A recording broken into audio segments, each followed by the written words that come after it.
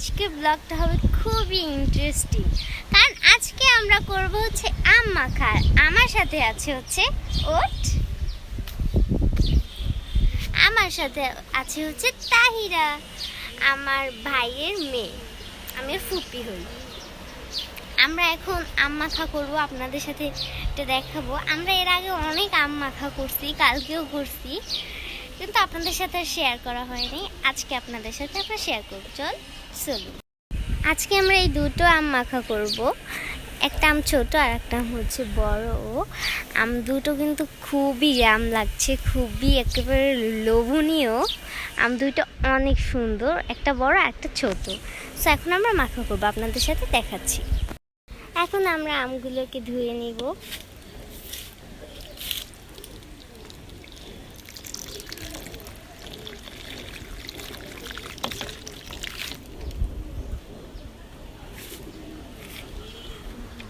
দেখেন আমগুলো কিন্তু ধুচ্ছে, এটা বড় লাগা।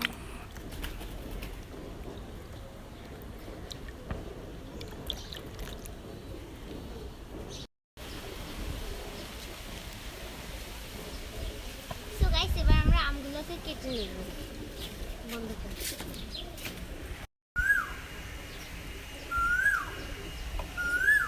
এবার আমরা আমগুলোকে কেটে নিচ্ছি গাইস।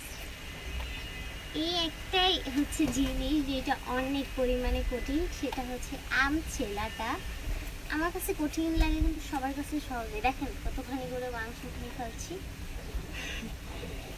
অনেক কঠিন লাগে আমার কাছে আম ছেলাটা।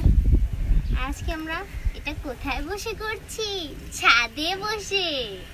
এই জন্য আরো বেশি মজা হবে।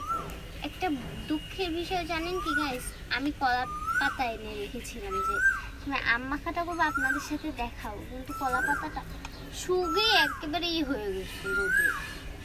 এই জন্য আমার মনটা খুবই খারাপ, কিন্তু তাতেও সমস্যা নাই। আপনারা তো আমাদের পরিবারের একজন সদস্য। এখন বেশি কথা না বলি, এখন আমটা একটু কাটি, কাটার মাঝে একটু খেয়ে দেখি। আমটা মিষ্টি, সত্যি আমটা অনেক মিষ্টি। আবার একটু পরে দেখা হচ্ছে।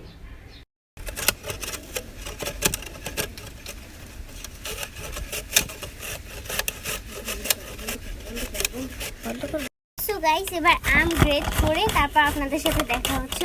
অনেক কঠিন কাজ। তো তারপর মাখার সাথেই দেখা হচ্ছে। প্রথমে দিয়ে দেব চিনি,